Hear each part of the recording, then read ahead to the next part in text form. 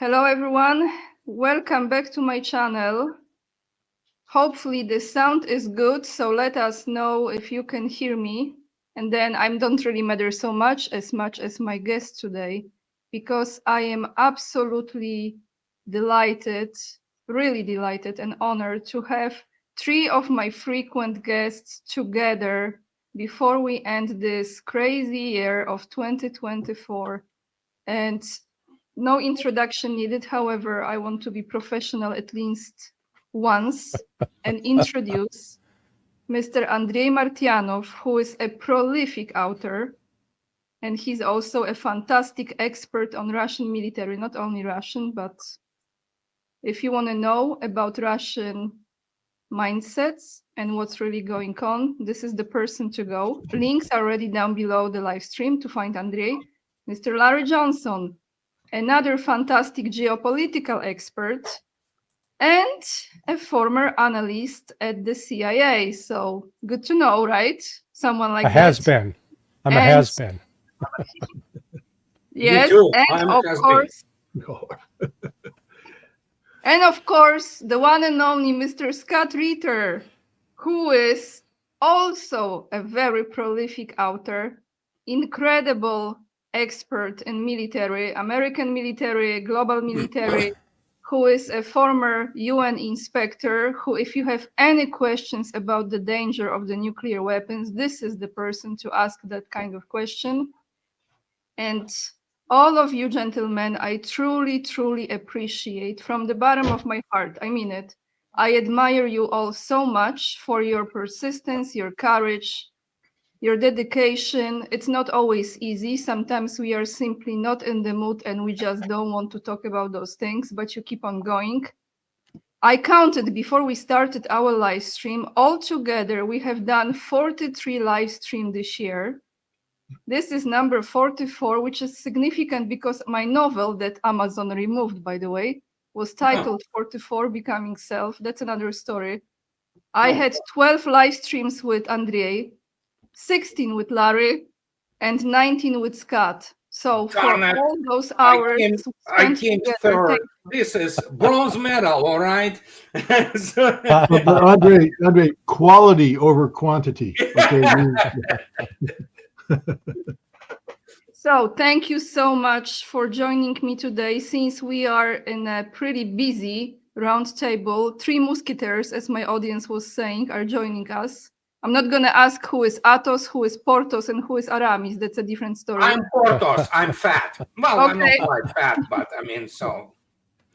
Me too. Well, I'm not D'Artagnan, that's for sure. I'm not D'Artagnan. I want to ask maybe 2 or 3 questions today, because if we will be answering them, it might take a moment. As we are ending this year, which was very intense, with a lot of twists and turns, I would like to ask you, whoever would like to start first, be my guest, what were the 2 most significant events during this year that made the biggest impact on you personally, politically, geopolitically, economically, militarily, whatever is the area? 2 events. Oh, that's... We'll go clockwise. That's you, Andrei. Oh, gosh. You know, it's difficult to really specifically state a couple of those, you know.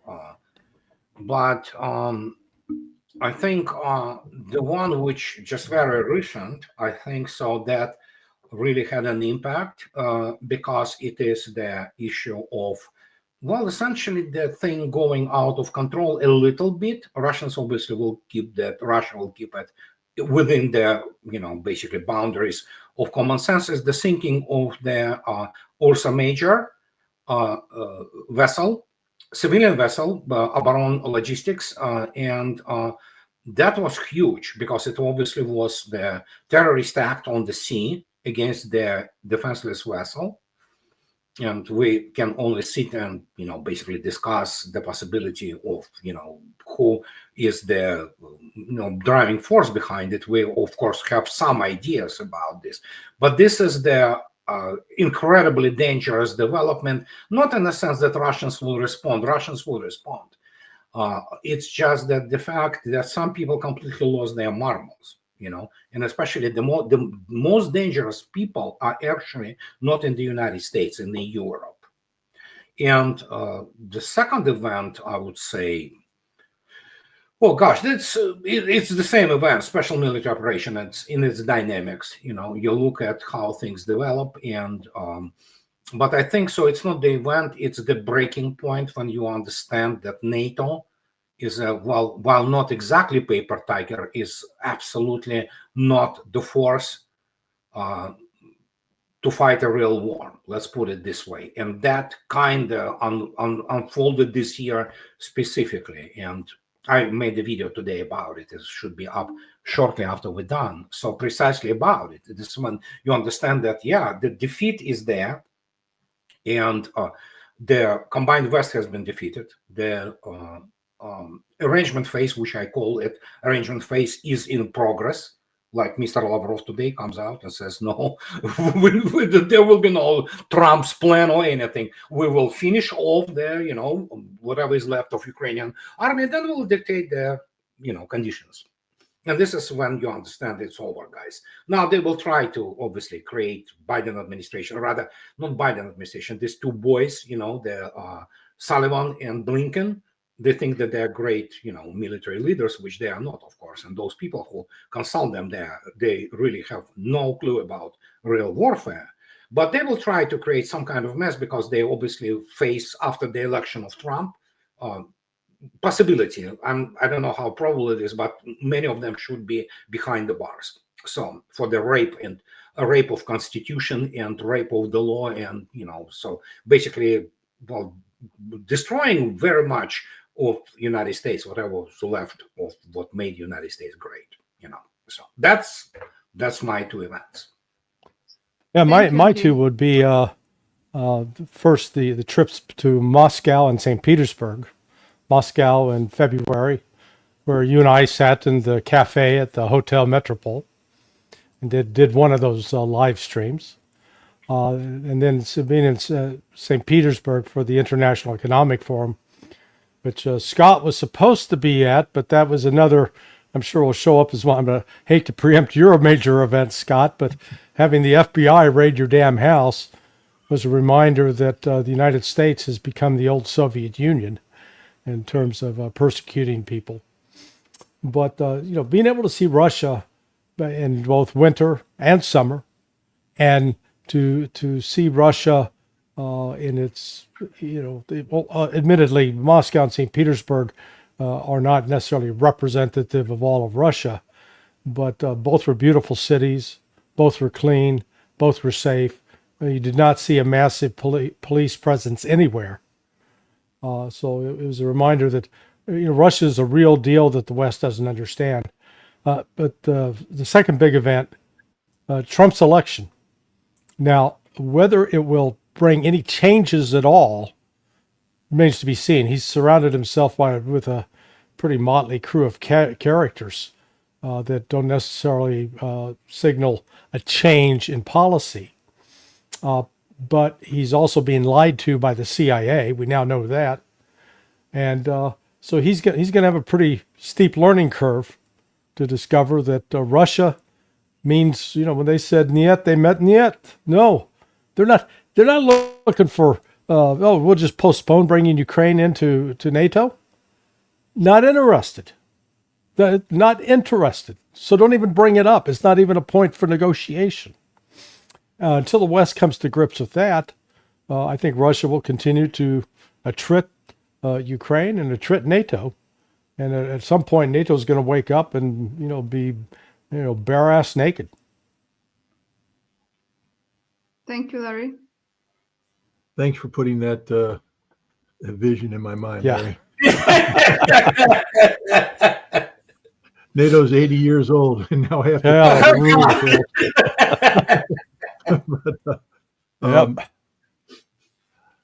Well, I mean, first of all, I agree that every event that's been laid out so far are momentous. But in order to further the conversation, the dialogue, and pick two that I think are there. The Brics summit. You know, it was never fully understood by the West in the lead up to it. It wasn't comprehended by the West as it unfolded, and the West still doesn't understand what's about to, what's about to hit them. Many analysts are looking for an instant result. So you had the BRICS summit, and therefore the world must change right now. Boom. That's not how it works. BRICS is part of this tidal wave, this surge that's not going to be stopped. And Russia did an amazing thing in bringing BRICS to where it is today, an institution. It's no longer a club; it's an institution with infrastructure, with establishment, and it's expanding. Thailand, former American ally, is going to join BRICS on in January of next year as a full member, not as a partial member, as a full member. This is a big deal. This is BRICS going into Asia. Malaysia already wants to be a member, and they're lined up. You get Thailand and Malaysia on board, and that's the end of ASEAN.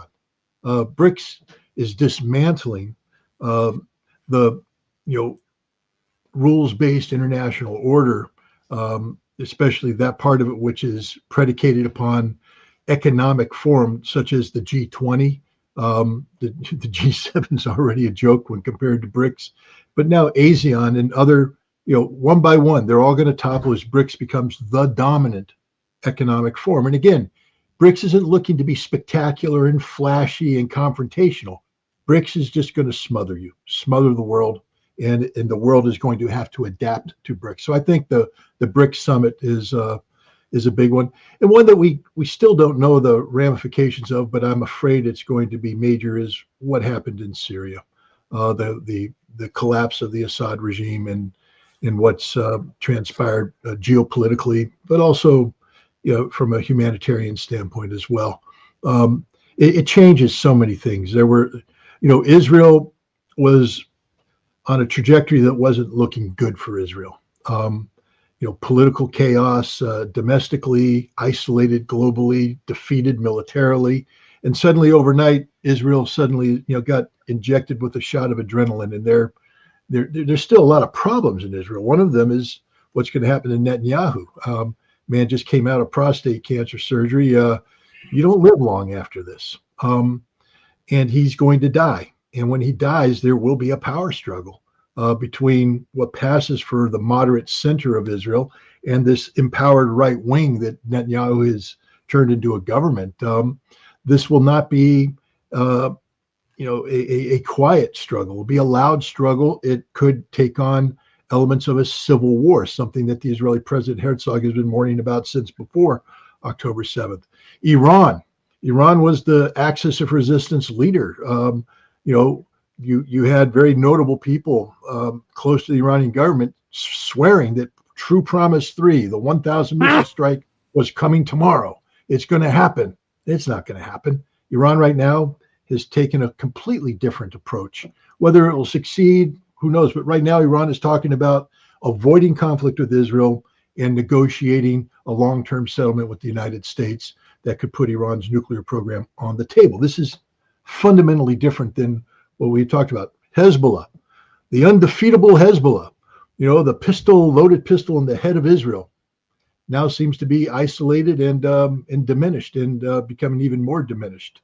And then there's the human tragedy of Syria, and with it, the Palestinian cause. Palestine dominated this summer here in the United States with demonstrations. Globally, the world was starting to align with the cause of a Palestinian state. It's dead. There will not be a Palestine right now, not for 20, 30, 40, 50, 60 years, because Israel isn't going to be defeated. The only way you're going to have a Palestinian state is for Israel to be defeated. And right now, Israel is not going to be defeated. Even this domestic fragility that exists, Donald Trump won an election. He is more Israel than half of the Israelis. He's more Zionist than half of the Zionists. He's going to build this shell, a protective shell around Israel that's going to defend Israel from outside influences while Israel sorts out its internal things. And this is all because one man, Bashar al-Assad, lost control of his country. We still don't know what happened. Lavrov is starting to, spin a tale now about how he was never able to recover from, the costs of the stress of the civil conflict. I don't like calling it a civil war. That implies Syrian against Syrian.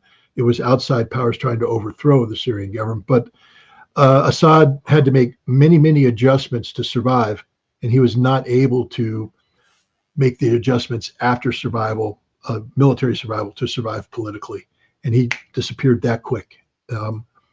And it's something that's going to dominate the Middle East for years to come. So Brics and the fall of Syria is my two things. Thank you, Scott. Since I'm the host, I will mention 3 events. The first one is launching Oрешnik. In my opinion, that was absolutely groundbreaking, literally groundbreaking. A big wake-up call. And even though they were bluffing, including Polish Thank You USA Sikorski, still, it put them in a little bit concern position. Then, well, before that, actually, election in United States. And the third, but definitely not least, President Putin signing a decree for all of those who want to continue with the traditional values to move to Russia and keep on going. So I think those were, for me, well, many important events, but those 3 were definitely very impactful. And since Scott brought this up, I actually prepared this for today. So let me share the screen. This is my new gig, guys. Finally, I've learned something. Okay, so we have this article here. Brics expands with 9 new partner countries. Now it's half of world population, 41% of global economy. So this is very much what Scott was just talking about. I will attach the link down below in the description box. You can see how much of the world Brics is already covering. And it might be even more, I think, in the future. So I want to ask you now this question. I think I stopped sharing because I'm still learning this gig. I want to ask you now, Andrei, what, in your opinion, was Russia's biggest accomplishment in this last year overall? And what would you say was, I know it's a heavy word, it's kind of maybe strong word, failure, but yeah, let's put it this way. What was the biggest accomplishment for Russia? And what was the biggest failure in this ending year for Russia? Let's start with the failure. Before I go, the 41% of economy is absolutely bunk number because it's calculated by the Western economists who have no clue about what economy is. China, Russia, and India alone, they dwarf the G7 countries, and I mean dwarf economically. So just to give you an example, China alone produces 3.5 times more automobiles and 12 times more steel than United States. Russia produces the same amount of steel and iron together more than United States. Just to give you, in terms of energy, we're looking at gigantic numbers. So yeah, when they say the 41%, it's all garbage. We're looking probably now at 70-30, okay? And Europe obviously is paper tiger with extremely weak economies, and yeah, they still retain some degree of the luxuries and those attractive things which made them attractive for the last 50 years. So that's what I wanted to say. Now, per failure, it's not really failure, and although I like how Scott portrayed it, it's which is correct. Lavrov spinning the story, but the real story was that Russians didn't want to fight for Assad anymore. That's kind of not the failure. It was almost intentional because they had enough. Syrian generals and wanted Russians and Iranians fight for Syria again. And Russians and Iranians said, enough is enough. We're done with this, So, and correct, which is, of course, he couldn't make the adjustments, and he needed to start to talk to opposition, but he never did. So that's the kind of failure. As per, if you look attentively at the other things, well, you mentioned Oreshnik, but many people do not understand. While Oreshnik definitely a game changer in terms of what it can do, in terms of volume of what is called might, могущество, might of the weapon. It's a tactical and technical term. It's definitely a game changer in this respect. But essentially, Russians were using the hypersonic weapons to a devastating effect, including there is a video of one of the Kinzhals visiting the really large command post of the operational direction of one of the armed forces of Ukraine. There's basically underground staff in bunkers. You can take a look at what it was before and what it happened after, So that is definitely one of the things which, attracted a lot of attention. So, but if we look attentively in the overall picture, apart from the military side, I would have to go and agree with Scott that Brics definitely was a huge event, no doubt about it. Okay. So in the same note, I know that all of you live in United States, but I want to ask Scott and Larry, what do you think was the biggest accomplishment that United States experienced or had or created in 2024, and what was the biggest failure? Well, I think the biggest success was bringing Russia and China together. Oh wait, that was probably the unintentional success. The United States hasn't been successful at anything. We've been pretty good at screwing it up. So we've been, enablers of genocide. We've been promoters of murder and death in Ukraine. And there's zero accountability. I've said this on several occasions, and I'm convinced it's true, not just because I say it, but because the United States has never suffered really any pain from war since the Civil War. Because the American people don't ever pay a price. Nobody in the United States, even during World War II, paid any kind of price other than, we couldn't buy a new car. We couldn't get brand new tires. We had to restrict our sugar intake. But in terms of loss of life, it barely touched the American surface. The numbers are something like out of every 100 Americans, less than 0.5% of Americans died or were casualties in World War II. Whereas in Russia, the number was just dead alone was like 16 out of 100. So because we don't experience that loss, we are continually engaged in starting these wars overseas. We make these other people pay the price. And, I'm a firm believer in karma. We're building up a lot of bad karma. And one of these days, man, that's going to blow back on us in a way that we will finally experience the bitter taste of war. And once we taste it, then we'll say, you know what? We never want to drink from that cup again.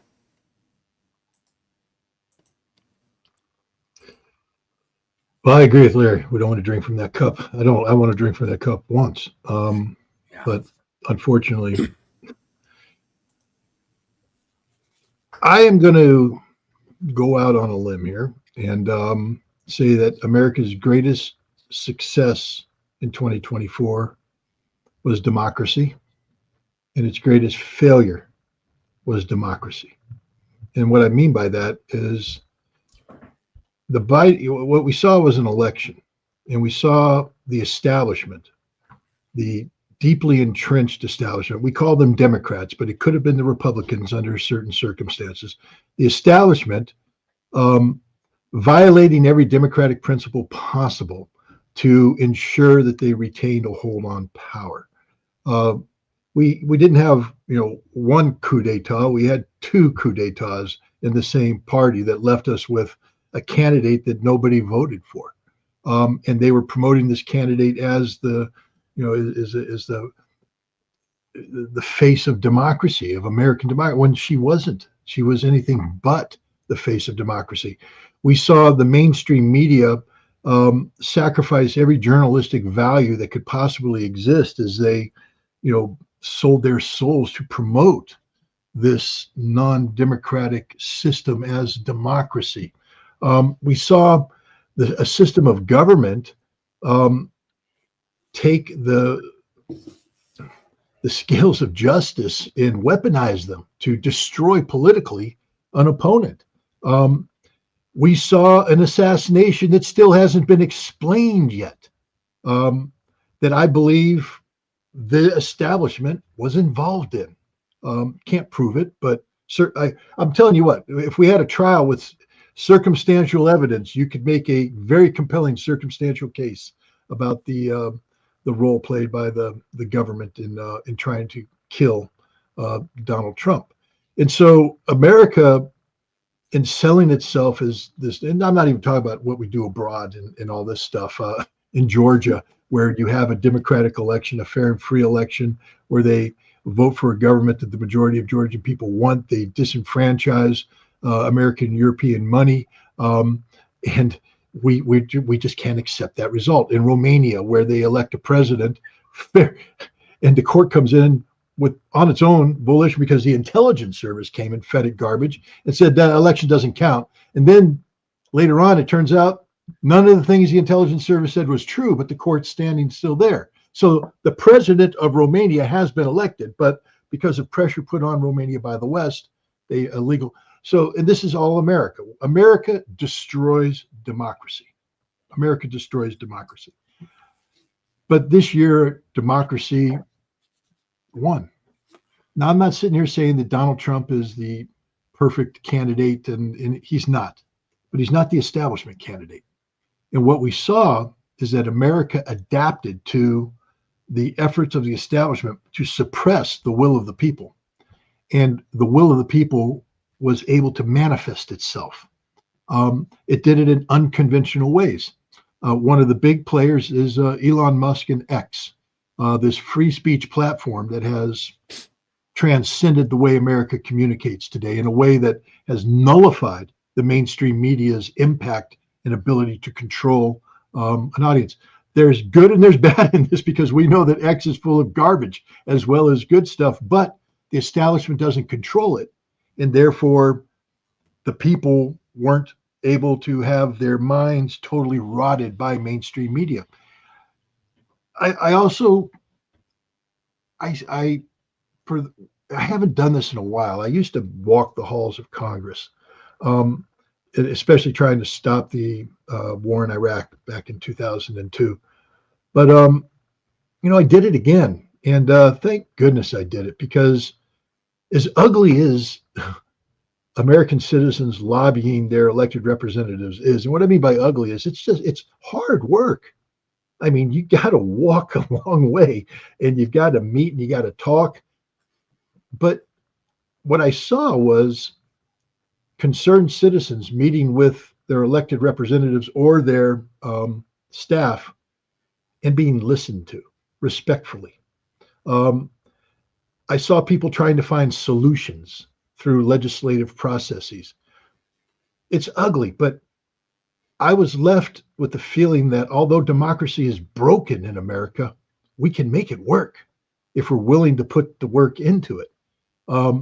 We have a government right now that going to come in on January 20th that claims it's going to try and break, the chains of the establishment.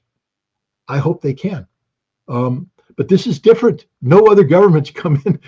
It's always the establishment coming in and just basically rubber stamping everything that the other establishment did, putting a different color bow on it and calling it Republican, and then they call it Democratic, then they call it Republican. And you got somebody coming in, and it's called MAGA now. And MAGA is completely different.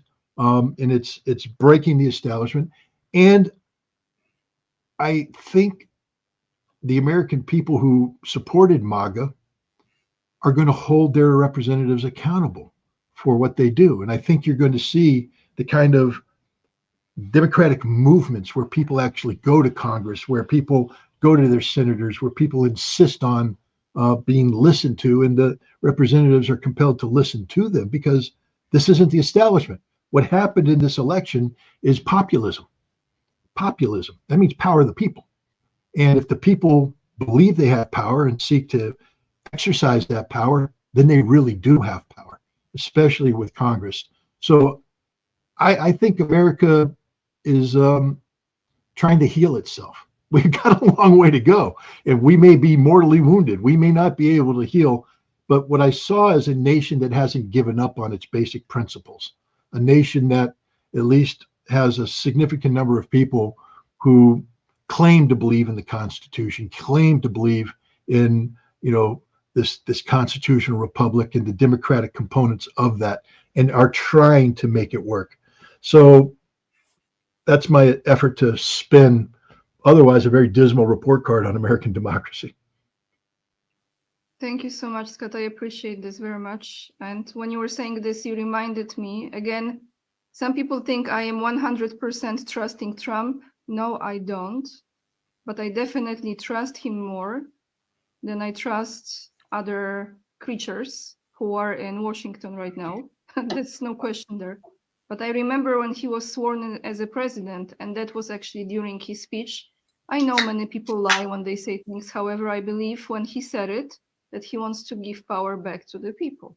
And I think it's a process, and I don't think it will be easy. And I think there are many people around him who are going to try to influence things. And if the citizens don't hold that government accountable, they might tend to repeat similar situations, like they say, different faces, different places, but the same results. So I hope not.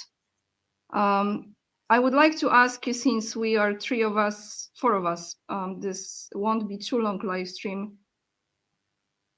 A year ago, we were kind of making predictions for this year, and I really thought that this conflict in Ukraine will be finished by now. I really thought that no more people will die. I really thought that no more children will be trafficked. And as I was actually recording another video yesterday about Olyena Zelensky Foundation and her involvement with Clintons and others, and what's happening to those children who don't have parents anymore,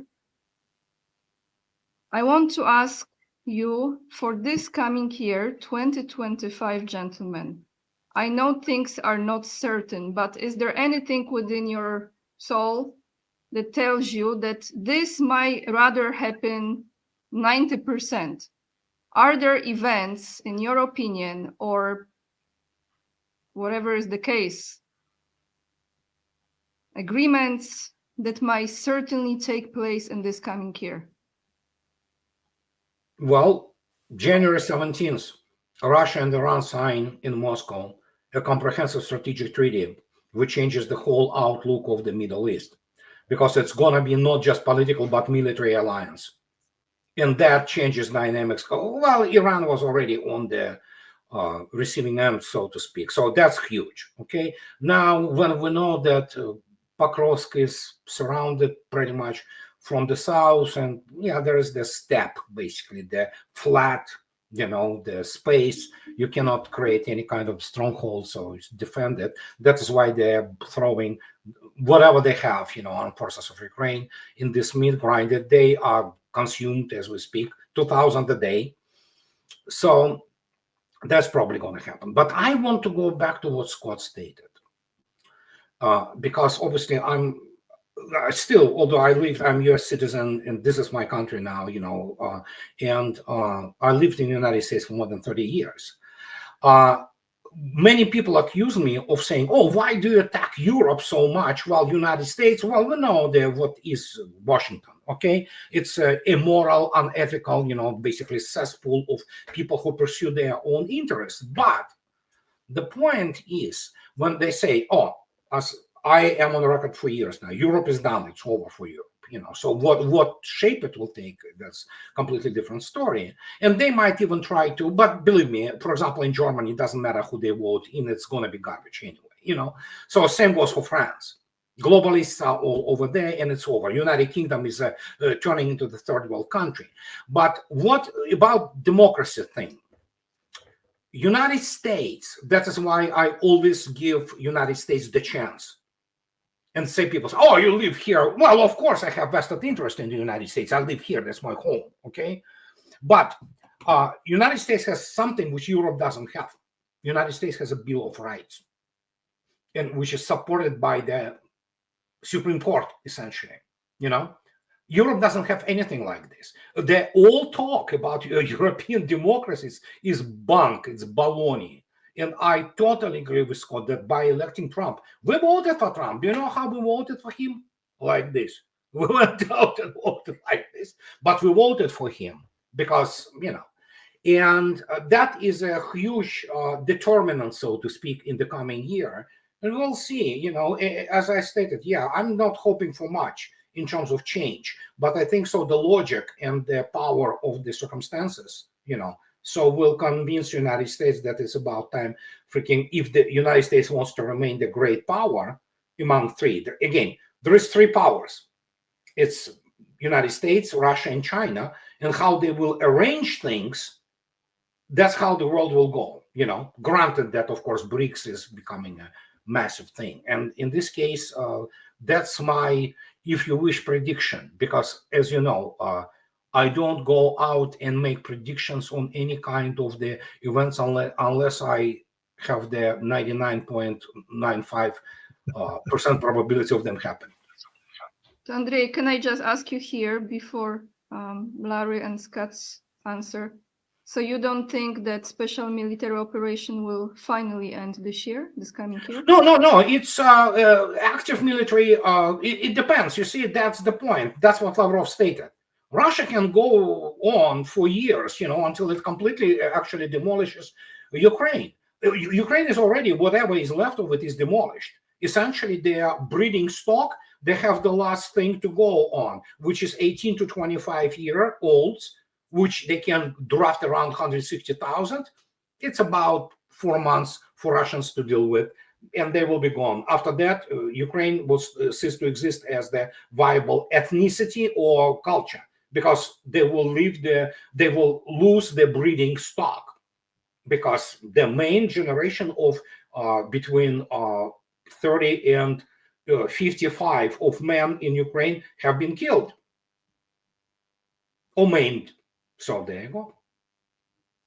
Thank you. Larry, what do you think will happen rather certainly this coming year? Yeah, no, the military operation, I think, in Ukraine will come to an end, if for no other reason, just complete exhaustion of the Ukrainians. If Andrei posted the numbers the other night from the Ministry of Defense, Ukraine has suffered as many casualties, over 500,000 in 2024, and that's really more than they encountered in both 2022, 2023 combined. So the rate of loss is intensifying. Their ability to fight back is diminishing. They're not getting more artillery, and even if they did get more artillery rounds, who do they have trained to fire them?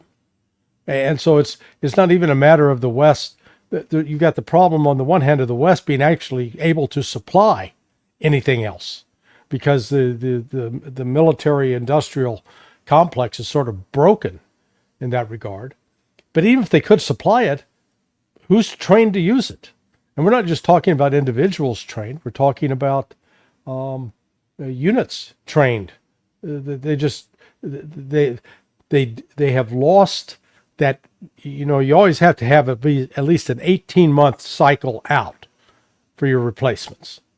I always direct people to watch the movie the HBO series Band of Brothers, because those guys started training in the summer of 1942. They didn't see combat until 2 years later, in the summer of 1944. It took them that long, and that I don't think that's an aberration. It's a part just the individual skills and then the unit skills. Brics is going to hit some rough patches this year because Brazil is going to be in charge, and the United States is going to do everything it can to subvert Brazil and try to disrupt the leadership. The United States is going to try to sabotage Brics as much as possible. Now, I think ultimately Brics will prevail just because of the leadership of China and Russia and India as well. Just the size of their economies will bring it around. But Brazil's going to be a potential problem in that regard. I think the other thing is my last prediction is a massive identity crisis in NATO, because with the collapse of the Ukraine project, they now no longer have a purpose. Everything that they said will have been exposed as a lie, and they've been exposed as paper tigers. They talk tough, but here's Britain saying, yeah, we're going to send troops to Ukraine, and meanwhile the British troops are bailing out. They look like guys getting off of a flaming airplane. They're trying to get away so quick. Yeah, I'm with Andrei.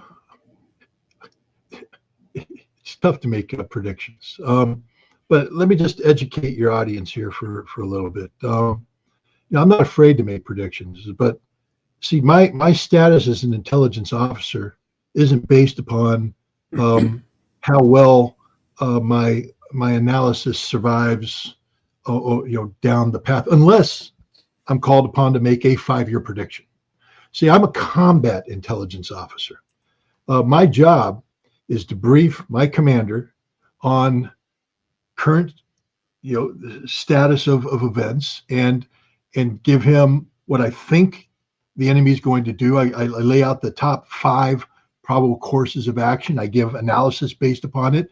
But you see, I built that based upon an intelligence collection plan that he gave me, that I built based upon the questions he gave me. He said, I want these answered. So Anya, you can give me questions.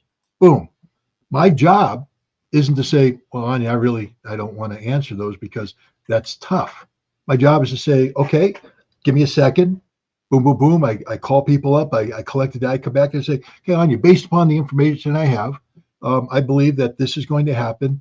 We have these following options. I think this number 1 is the highest degree of possibility, but number 2 is something that's good. 3 is good. We can talk about it. And then what happens is in 3 months, people go, Scott, none of that happened. You're an idiot. Well, I am an idiot. I agree with that, but it's not because my analysis was bad. It's because facts may have changed, things that weren't predicted. You see, you can't judge me on what happens 3 months from now based upon what I assess today, unless you take into account how I adapt to the changing situation.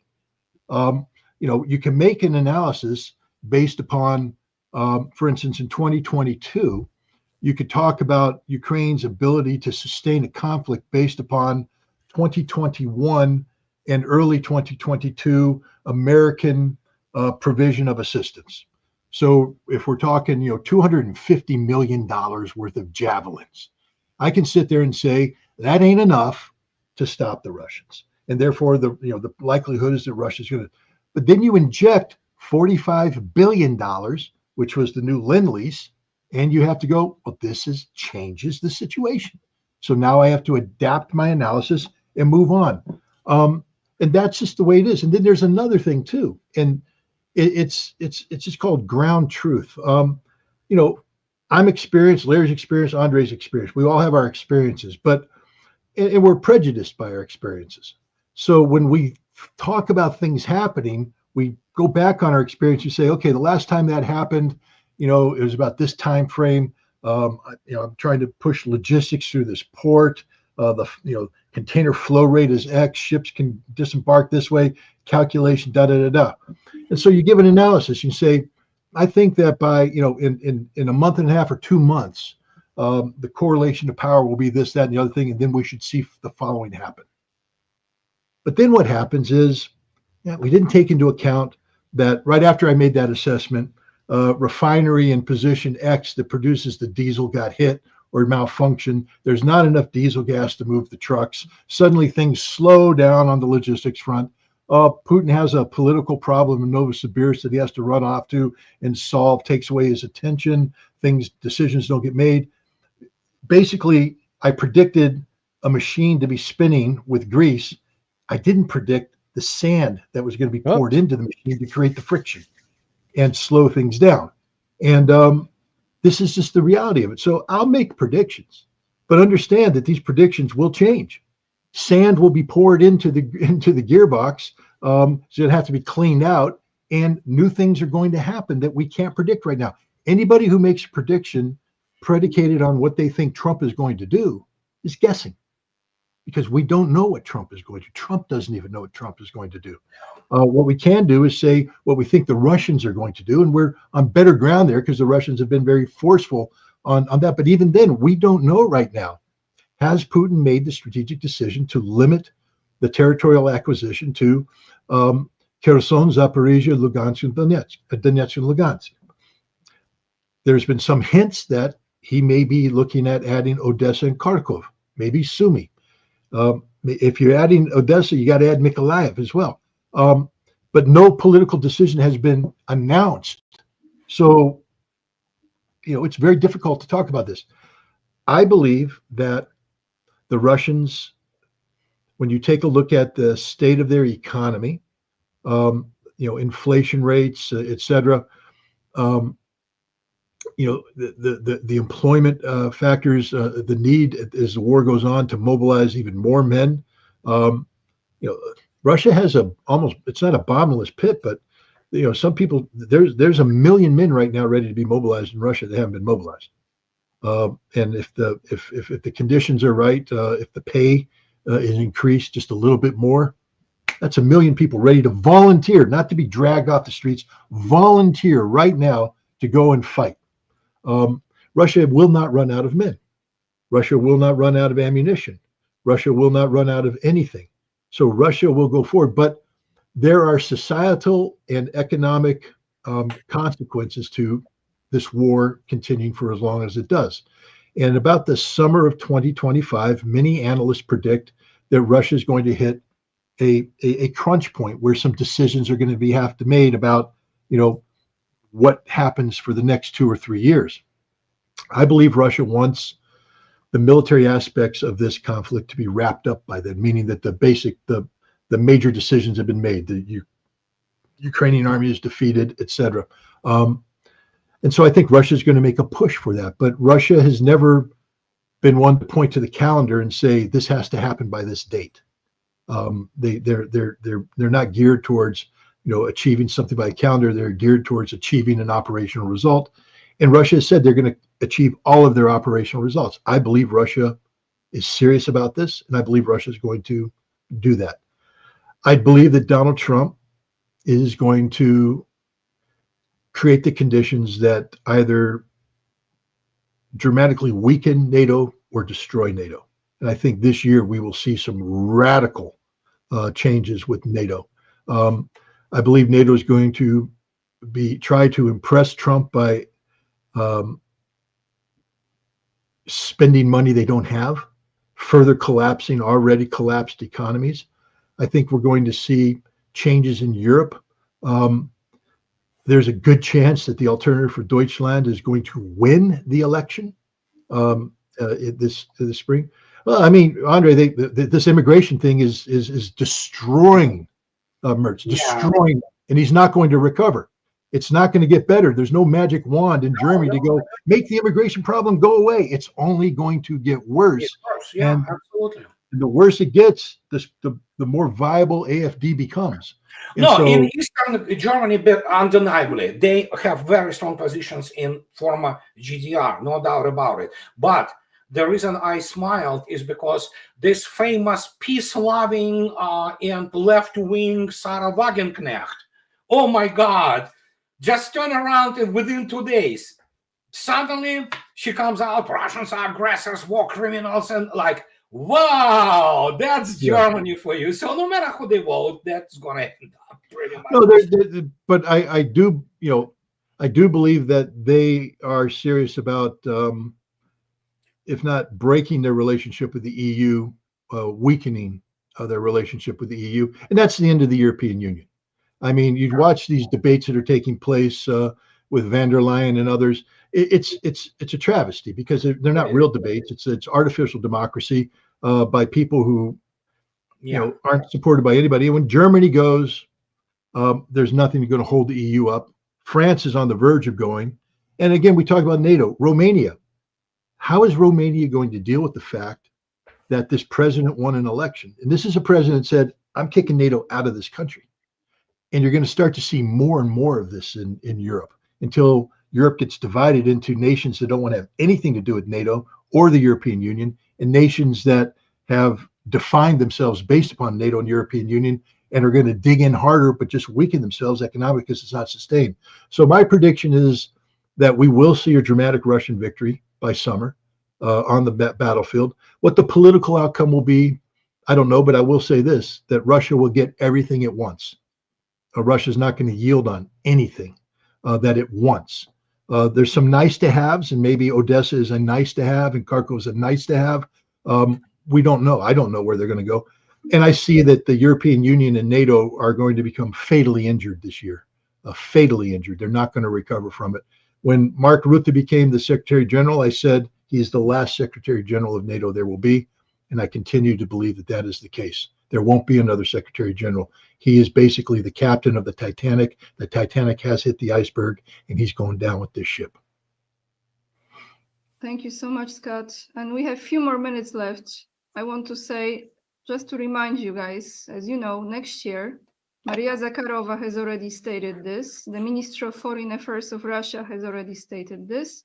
There will be a celebration of the 80th anniversary in May of the victory during the World War II with the Nazi regime. Now, those who were participating as the allies will be invited. So this will be a very interesting situation because now they are actually those Nazis that kind of are fighting with the Nazis, some of those.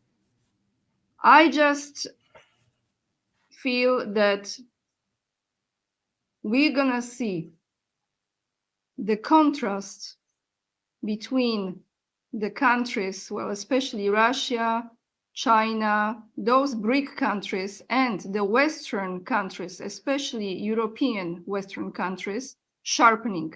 That contrast will be sharpening. Andrei said this before, and I had to look it up because I didn't know in English, but we call it Skansen. It's an open air museum. I was thinking about this a lot lately because, you know, Europe is beautiful. Europe has a lot of incredibly beautiful historical places, buildings, not just in Poland, you can see in many, many countries. And what's going to happen, unfortunately, I don't know how long this will last. The wealthy, the rich, will be coming from all around the world to those very luxurious, very expensive places, but the rest of those cities and of those countries will be suffering. So the regular people will be unemployed. We have many layoffs in Poland, thousands and thousands of layoffs. The factories are closing. The electricity is going up. The energy prices are going up.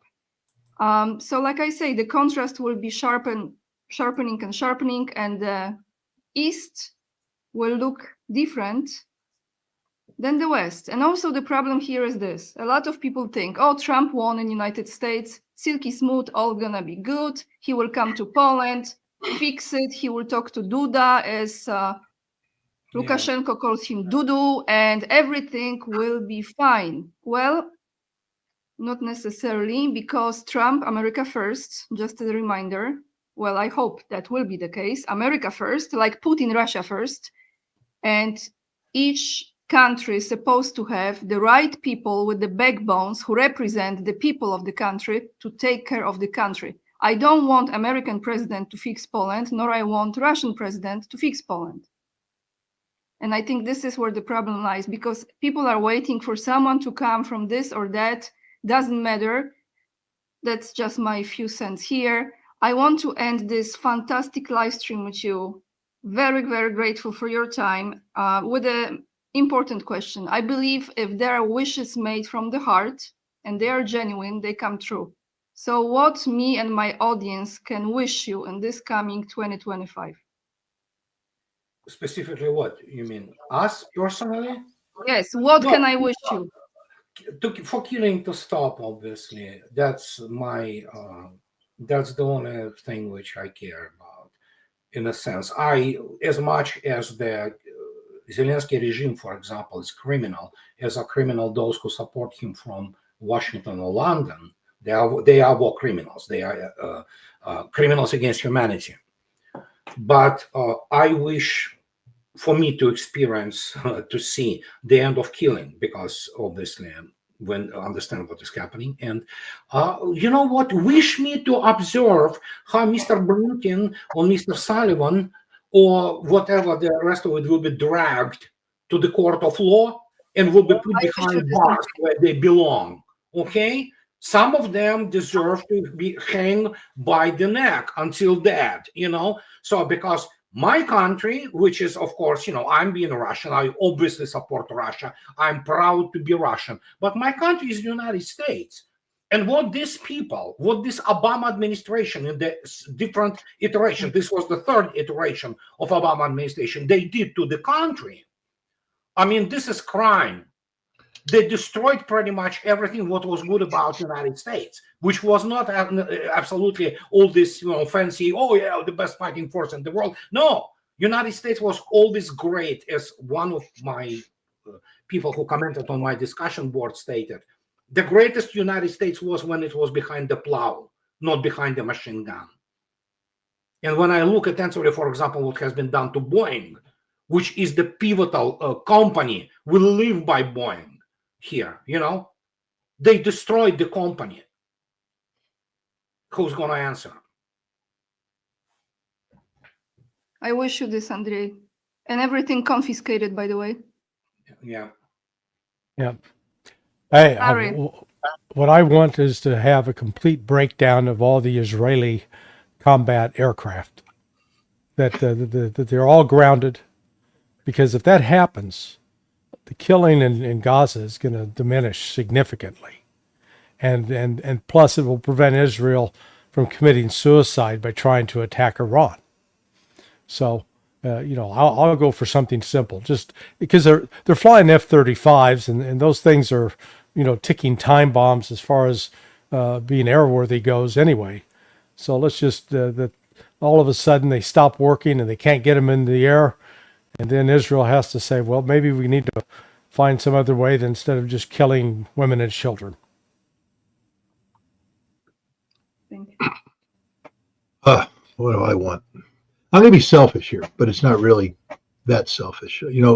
Last year, this year, started in 2023, I started traveling to Russia for the first time since the fall of the Soviet Union.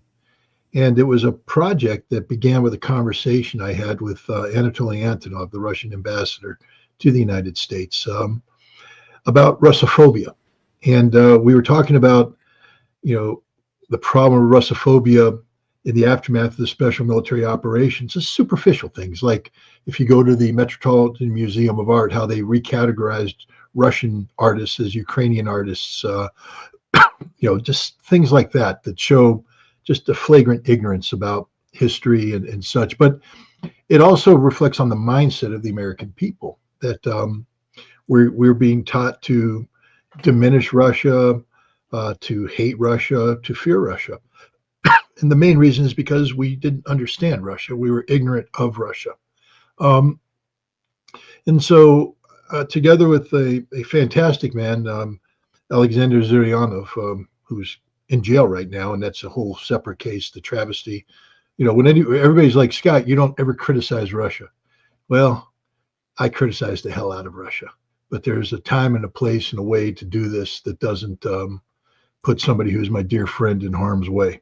But there's a level of corruption today in Novosibirsk that is mind-bending. And they took an innocent man and they put him in jail, and they're trying to break him to get him to plead guilty to something he didn't do, because he refused to yield his position, which he had turned into an economically significant position in the head of the Legislative Assembly. The godfather of Novosibirsk decided that he wanted to put his person in charge of what Alexander had built. And Alexander said no, so they arrested him and put him in jail. And they're trying to break him. So anybody who thinks that I'm not critical of Russia, listen to me right now. Russia is corrupt as the day is long in Novosibirsk. And I'm imagining that that system is mirrored elsewhere as well. And Russia needs to fix this. It's a big problem. But Alexander Zhiryanov brought me to Russia as part of a book tour in 2023, introduced me to the breadth of Russia, and began something that then turned into a second visit that took place in December of 2023, January of 2024. A visit that not only saw me learn more about the Russian soul, the Russian people, but to get a firsthand look at what was going on in Novorossiya and Crimea and Chechnya, to also see the marvel of a Russian New Year. I mean, Larry, I don't know if you've had the chance, but you got to get to Russia for the New Year, for the Russian Christmas. It is it's something that just, even as an American, you're just sitting there absorbing it, going, this is remarkable. And then you understand the importance of orthodoxy to the Russian people. This is something we play lip service to here in the United States, but it's real, and you only know it's real by seeing it. Yep. And then I was invited for a third time. It was going to kick off at the St. Petersburg International Economic Forum, but then I was going to spend 40 days in Russia, starting in Novosibirsk, then going to Kamchatka, then working my way across parts of Russia that I don't think Americans have been for many, many years, meeting with Russian people, meeting with Russian government officials, introducing them to the work that Alexander and I were trying to do of bringing Americans together. And then to take this and come back to the United States. And we had a whole campaign planned on going around and trying to be the antidote to Russophobia. I guess I should be honored that the United States government feared this so much that they shut it down, that they seized my passport and they prevented me from traveling. I am not going to let this work die. I am not going to surrender and give up. It's too important. We have a new president who says he wants to make relations better. But at the end of the day, until we inoculate the American people from this disease of Russophobia, it's going to be an uphill battle for any politician. The establishment is geared to say untruths about Russia. And the best way to deal with untruths is to find out what the truth is and bring it back. So my wish for this coming year is to get my passport back, and I will, but then to get back to Russia to continue this work. Not because, Anya, not because I'm running away to Russia. I'm an American. I'm on Team Andrei and Team Larry.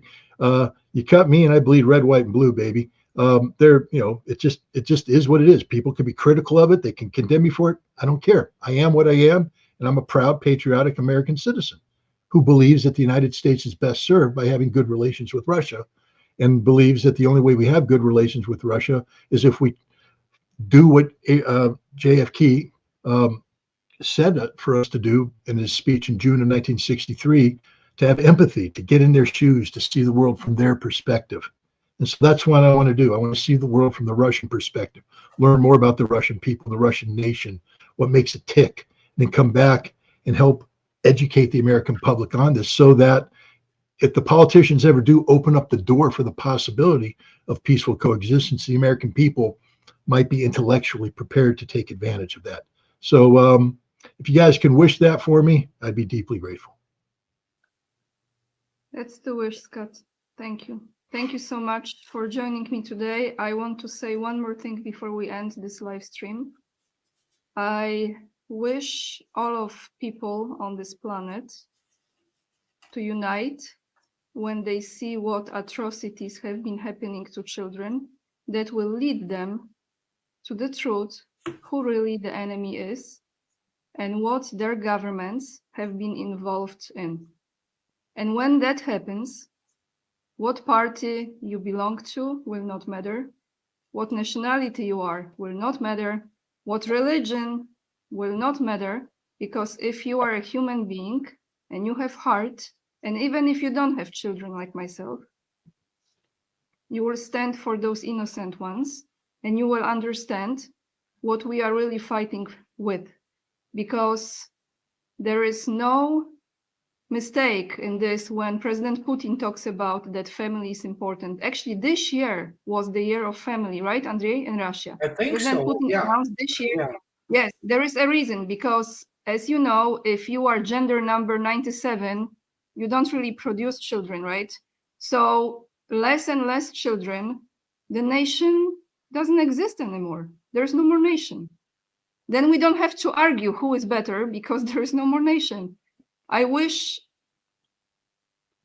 that suffering, I know it sounds like it's impossible wish, but I think it will come the day when this will no longer take place, what is taking place. But we have to see the truth.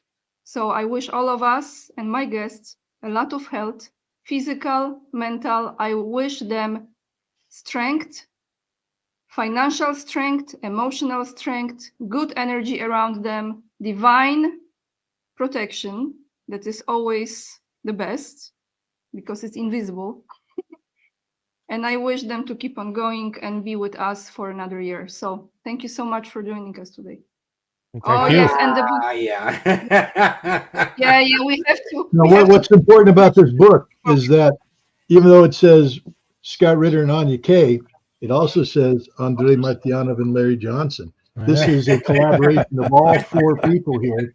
And in January, Anya Kay's coming to the United States. Yeah, she was saying that before we got on air. So we're putting together a And book tour.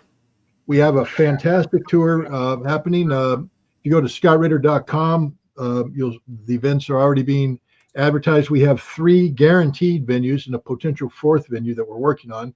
But on January. How about Seattle? Hey, hello. The problem is Anya doesn't have the time. On the West Coast, you know. I offered Andrei, to take you Anya come to Russia. Yeah. Come to Russia. We're gonna meet. I feel like all of us gonna meet in Russia this coming summer. So don't be surprised if there is a different live to stream promote the coming. Russian language edition of this. But but on January 15th, Anya and I will be at the Tudor City Steakhouse. It's a ticketed event because, you know, as nice as Anya is, when we bring her to the hotel, they're not going to give her the room for free. When you buy a ticket, it helps pay for this tour.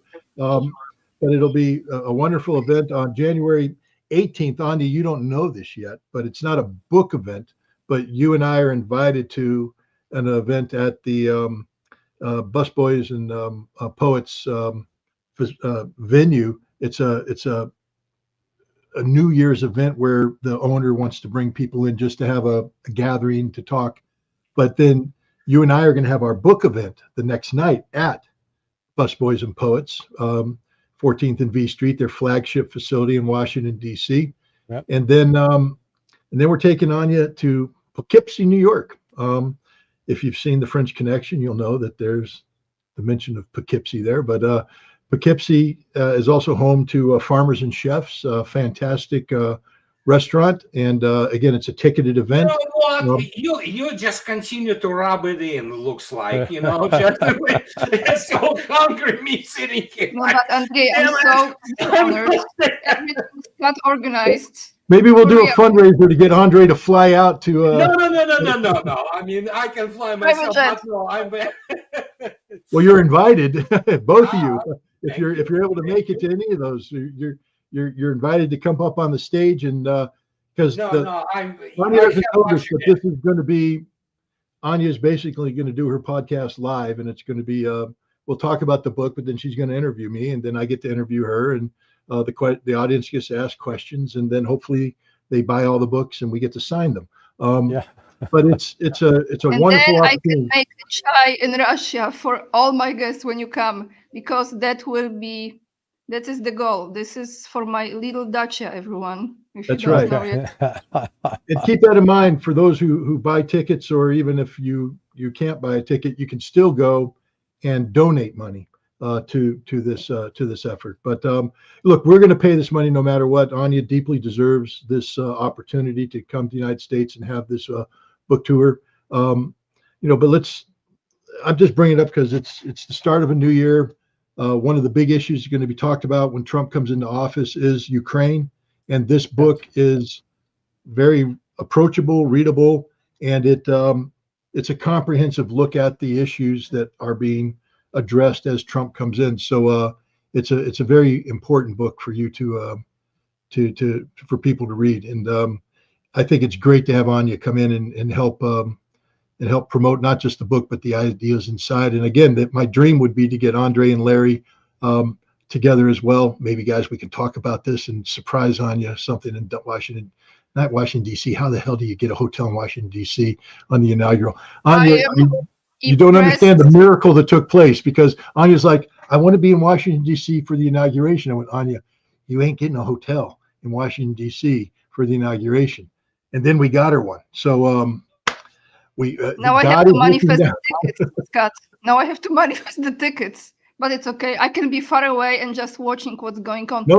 We got you a great. I hope that inauguration will happen. By the way, we got you a great hotel. Do you know the hotel we got you? No, I know, but I'm saying inauguration because it's important day. So I hope everything goes accordingly. Oh, everything will go well because you're there. I've called the head of the Secret Service and I said, Anya Kay's in town. Make it happen, guys, and they're going to make it happen. So. But I'm talking Trump, not me. Trump sworn in. Anyway, so I just wanted to bring this up that Anya is coming to the United States, and it's going to be a special deal. Thank you. Cool. Thank you. Spasiba. And that's it, everyone. A new year very soon. Happy New Year. Larry. Novim Godo. That's right. You got to call me, Larry. We got to do our Andre. I think all four of us need to get in on this. We need to come up with a line of Hawaiian shirts that Yeah. I think Darren has to start his shop because I have so many viewers asking where can they buy the shirts. So that's what I'm saying. Larry can make a fortune. Yeah, I've got to start. Got to start putting together a clothing line. Merchandising. That's where the real money is. Capitalism, baby. It's not about the ideas. It's about the shirts. All right. Thank you very much. Happy New Year, everybody. All the links are down below in the description box. Thank you so much for watching. Happy New Year, gentlemen. Thank you guys for all your support. Bye-bye. Thank you, and Happy New Year to all. Bye-bye. Happy New Year.